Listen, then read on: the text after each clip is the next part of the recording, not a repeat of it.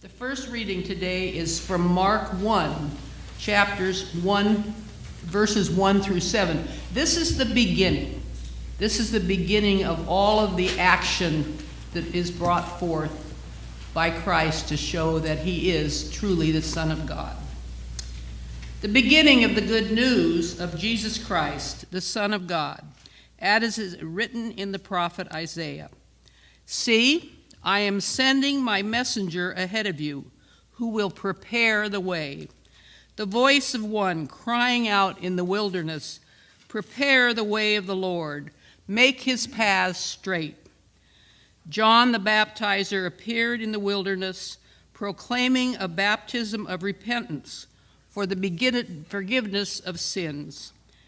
And people from the whole Judean countryside and all the people of Jerusalem were going out to him and were baptized by him in the river Jordan, confessing their sin. Now John was clothed with camel's hair, with a leather belt around his waist, and he ate locusts and wild honey. He proclaimed, "The one who is more powerful than I am is coming after me. I am not worthy to stoop down and untie the thong of his sandals. I have baptized you with water, but he will baptize you with the Holy Spirit." The beginning of the good news of Jesus Christ. That's how Mark boldly begins his gospel, as Sharon just read for us. A better translation of that first phrase, though, might be this: the beginning of the good news of Jesus, the Christ. Because we all know, I think, that Christ is not Jesus' last name. It is instead a title. It means the Messiah, or the Anointed One. And after this first phrase, this first line in Mark's gospel, the word and the title Christ is not mentioned again through 7 3/4 chapters of the gospel. But of course, we who are the readers, the hearers of the story, already know who Jesus is. We've been given this hint, this preview of Jesus as the Messiah. Much of the first 8 chapters of Mark's gospel then are a gradual revealing to those who are participating in the story of who Jesus is and this identity and how they are to recognize him. The second reading this morning comes from the end of chapter 8, and it's a critical pivot point, a transition point in the gospel. From here on, the ministry in Galilee has come to an end, where Jesus is going around his hometown and his home area, performing miracles and preaching.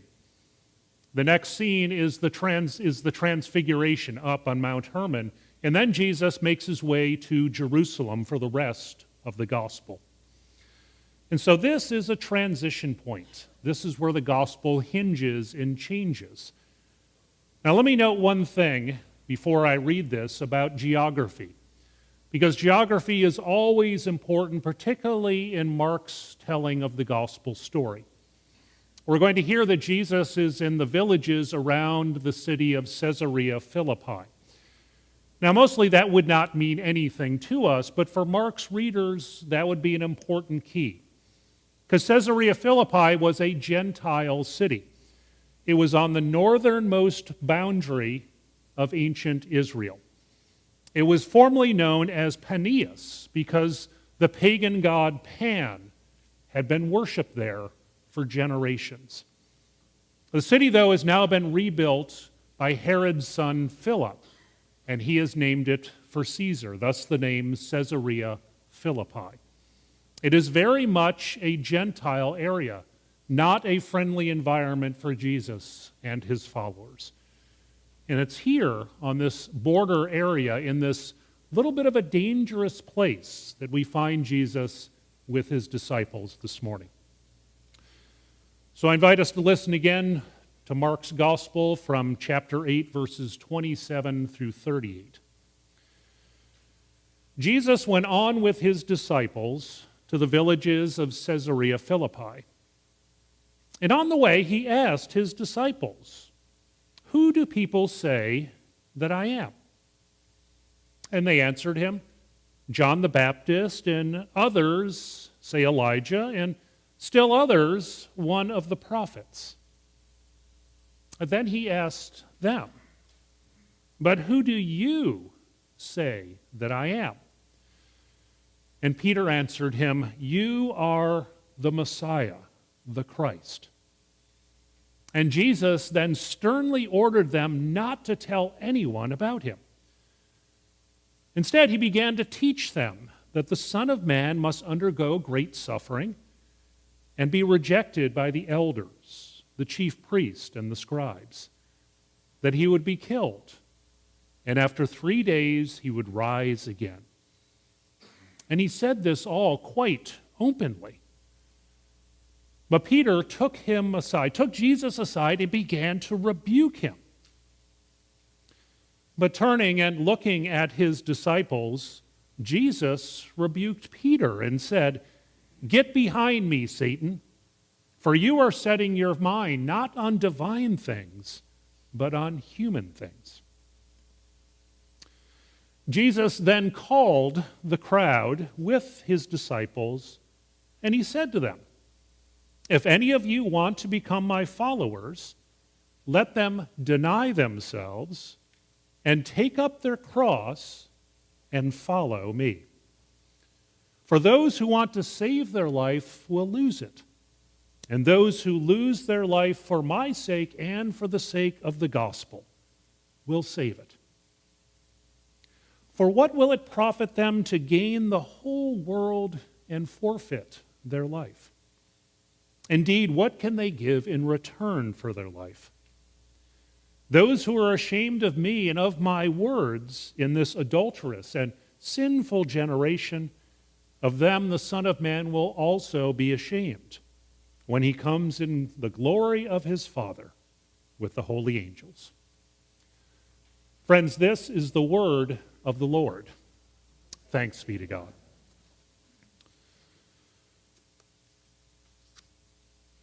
A few weeks ago, I received an email that had an intriguing subject line, and it was this. It said, "Join us where the sidewalk ends." Now, it came from a small group coordinator from an organization that is called the Ministry Collaborative. It's a group that works together across the country to assist pastors and congregations, to help them support one another in their ministry and to also be supportive of their local communities. One of their main works has been forming cohorts of pastors. I've been part of one previously in a local congregation where pastors from one area got together on a regular basis for a 2-year period. The director of the organization is a former pastor colleague of mine, so I was familiar with their work and I was intrigued by what was next. Well, it turns out that they are starting a new program. They're forming cohorts of pastors from 8 to 10 or 12 together, but instead of doing it at a geographic location, it's spread out across the country and also across denomination. It includes not just mainline pastors, but also those from the Roman Catholic tradition and others. And so I decided that it was something that I wanted to explore. So this past week, on Wednesday, we had our first meeting together via Zoom. So we're all gathered, strangers to one another, other than our facilitator, Katie, who had gathered the group together. And to begin the meeting, and to kind of talk a little bit about that image that she had in the invitation, she shared with us an image, a drawing. And I want you to pull out now, if you can, your insert and take a look at it.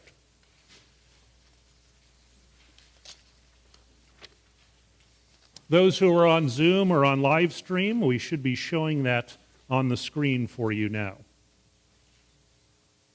Now, you may have already guessed and probably know that where the sidewalk ends is an image that was drawn by Shel Silverstein. It's also the title of one of his best-selling books, and also the title of a poem that is in that same book that is titled Where the Sidewalk Ends. And what I wanted you to do, and what we did in our gathering, was to take a look at that image for a moment and just ponder it. Think about what might come to mind for you. What jumps out at you? What emotions or what memories you may remember reading this to a child or to a grandchild or seeing it on a bookshelf somewhere. What I want to do now is to, as you continue to ponder that, is to read the poem that's also on your sheet there. And continue to ponder that. What is being lifted up to you? How might the Spirit move as we think about these images here and listen to the words? There is a place where the sidewalk ends and before the street begins. And there the grass grows soft and white. And there the sun burns crimson bright. And there the moonbird rests from its flight to cool in the peppermint wind. Let us leave this place where the smoke blows black and the dark street winds and bends. Past the pits where the asphalt flowers grow, we shall walk with a walk that is measured and slow, and watch where the chalk-white arrows go to the place where the sidewalk ends. Yes, we'll walk with a walk that is measured and slow, and we'll go where the chalk-white arrows go. For the children, they mark, and the children, they know the place where the sidewalk ends. So as we ponder that image, and as we think of those words of that poem, what does it mean exactly to come to the place where the sidewalk ends? Now, there is, of course, no definitive answer. Just like any good poem or story, it leaves us with a bit of a mystery. It stays with us. Now, in our group together, we had some very insightful and wonderful comments from the cohort group of what this image meant to the different pastors and their communities and congregations. And also this week I did a little reading to find out what were some different views of people who have looked at this poem and tried to understand it.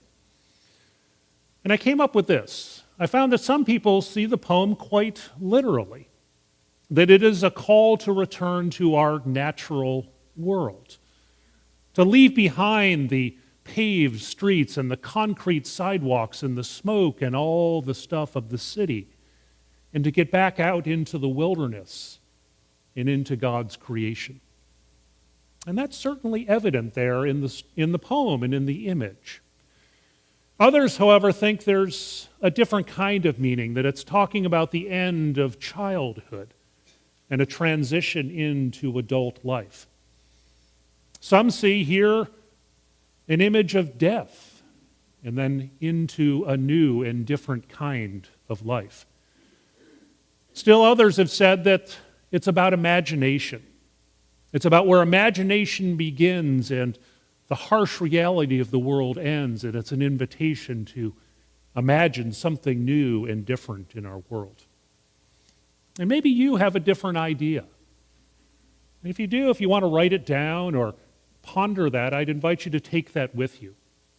What is this image saying to us? Well, to me, I think one of the keys to the poem, and at least what struck me most powerfully, was that it's about transition. It's about a passage from one place to another. It's about moving off the sidewalk, perhaps which is more safe and predictable, to whatever lies ahead. And we look in the image, we have no idea. It seems to be going out into the void, to the mysterious, to the unknown. And so it is a place of transition. It's an invitation to come to that edge of whatever is coming next. This week I came across a reflection by another artist and poet, a woman named Jan Richardson. And she said this about transitions and changes and thresholds. She writes, "I am fascinated by thresholds. those places we come to that lie between the life we have known and the life that is ahead of us. I'm continually intrigued, she says, and I'm eager, and I'm fearful, I'm amazed, and I am mystified to enter into those places where we have left the landscape of the familiar, the habitual, and we stand poised on the edge of a new terrain whose contours we can hardly see or even imagine. Now, whether we have arrived at these between places by design, by accident, or by the choices that others have made for us, still the threshold can be a place of wonders. But it can also be chaotic and discombobulating and even terrifying. Yet a threshold, whether it is chosen or otherwise, is a place of wild possibility. A threshold invites and calls us to stop, to take a look around, to imagine, to dream, to question, and to pray. Now, I thought about that this weekend. If you were watching the news, you probably saw much of the 9/11 commemorations as we come upon the 20th anniversary of that tragic event. And we think of that as a transition time in our nation, a time of before and after, especially as we recently came to the end of the war in Afghanistan and question what kind of time and transition was that for us as a country. Or maybe something else comes to mind for you in your own life as you think about this time of change and transition. Now, both of our gospel readings this morning are also about thresholds, about change, about those liminal spaces in between the before and the after. They can, of course, be exciting, but they're also frightening and confounding and can be a difficult time. Sharon's reading from chapter 1, as she said, is the very beginning of the gospel. And there we're invited to stand at the threshold as the ministry of Jesus begins, out there in the wilderness, as John the Baptist, dressed as a prophet of old, invites the people to come out and to be baptized. But he's also there pointing towards something else. The one greater than me, he says, is coming. And so we're invited into that story in chapter 1. This morning, though, I want to focus on our second reading from chapter 8, which, as I said, is a pivot point, is a transition, and indeed is a threshold place for Jesus and his disciples. And so I think one way to understand this story is that Peter and the rest of the disciples together with him have come to a place where the sidewalk ends. They have come to a transition point in their intense and dramatic internship, following Jesus around as he performs miracles, as he preaches to crowds, as he feeds the thousands, as he drives demons out of possessed people, as he walks on the water.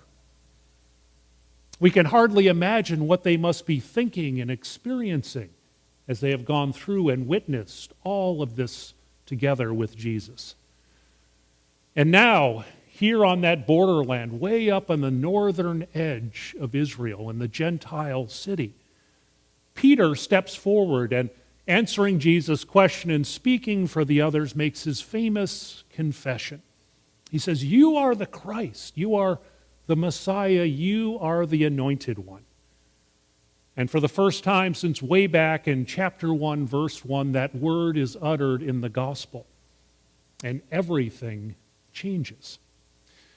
Because we see immediately Jesus makes his prediction. He tells them, this is what's going to happen. That I'm going to go to Jerusalem, and there I will suffer, there I will be put to death, and there I will rise again. And Jesus turns then to the crowd and invites them, as he invites us, to come and to follow him. And I think Jesus is inviting us, as he was his disciples, to that place where the sidewalk ends, out into that mysterious and unknown place where we are called to follow him. It is a risky path of discipleship. And so what does it mean in the story? What does it mean as a Christian? What are the expectations if we are to follow and to step out into this void? Well, in our story today, Jesus gives us 3 actions. In the Greek, they're imperative verbs that Mark uses. Jesus says you have to deny yourself, you have to take up the cross, and then you must get behind and follow me. So there's a denial, there's a taking up, and there's a stepping behind and following Jesus. Now, the implication is clear. This is not going to be an easy thing to do. Jesus, after all, has just predicted his own suffering and death. And we can understand why Peter says, "No, Lord, that can't be true." But indeed, that is the journey we are invited on. So what I want to do is just very briefly look at each one of these imperatives, each one of these guidelines, these behavior patterns that Jesus speaks of today. The first one, and maybe the most difficult that we hardly ever get by, is this call to deny oneself. Because I think if we're honest with ourselves, especially in our modern consumer-centered culture that we live in, this is not a very popular message. Churches are told that they need to market themselves and sell themselves, to tell the world the religious goods and services that we're offering, to draw them in, because we have something to offer. It's hard to say, please come and deny yourself. That's not a popular message in our time. And unfortunately, all too often in our modern times as well, the picture we have of Christians in the popular culture is about demanding things for themselves, demanding freedom and liberty at the expense of the health and well-being of others in their communities. It comes off too often as self-centered, selfishness, rather than denying oneself as Jesus calls. Now, to be fair, Jesus, in this call to self-denial, does not give us a clear explanation of what he is asking for. Now, some have said that to deny oneself simply means that there are parts of yourself that you need to repress, a psychological understanding of Jesus' call. Others have claimed that to deny yourself is simply denying the pleasures of life, turning down that second piece of chocolate cake, perhaps, or not indulging yourself in too rich of a food. But I don't think that's really what Jesus is after here. I like the way that Eugene Peterson translates this in The Message. He says this, he says, Jesus is saying this, you are no longer in the driver's seat. I am. And so I think it's about self-direction in our own lives. The denying ourselves doesn't mean that we're a doormat and abandoning all sense of who we are as a person. It doesn't mean giving up pleasures or desires. After all, Jesus, throughout the Gospels, is constantly going to parties and feasts and eating together with friends and foes alike. But rather, I think Jesus is getting at something like this. That we are called to abandon claims to self-definition and instead accepting God's claim upon our lives as the primary way we are to understand ourselves. Now, in some ways, it's hard to conceive of separately from the second imperative that Jesus brings today, and that is to take up a cross. And so Jesus, I think, is saying, set down the self-definition that you have that is often so inwardly focused, free yourself up and take up the cross, which I think is symbolic of the journey that Jesus is about to take as he gives himself for the world. The theologian John Yoder said this. He said, the cross of Calvary is not a difficult family situation.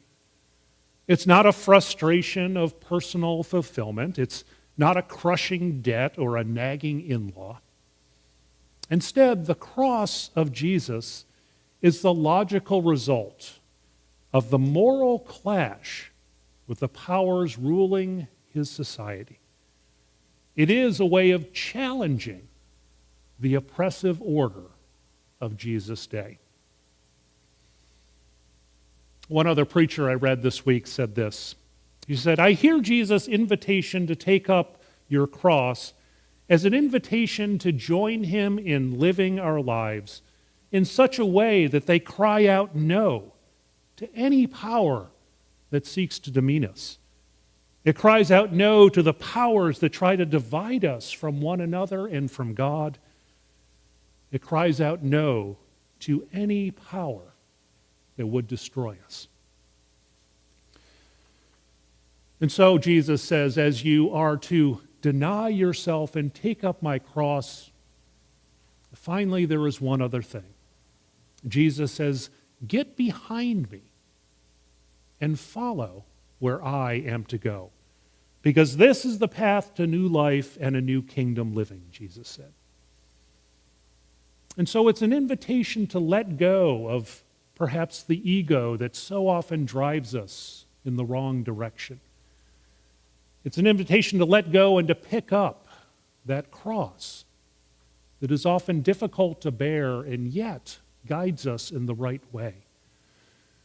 It's a call to get behind Jesus and to follow where he is going, that we're no longer in the driver's seat, but instead we are called to be faithful followers of the one who has come to give us abundant life. Let's return for a moment to the insert that I handed out earlier to you.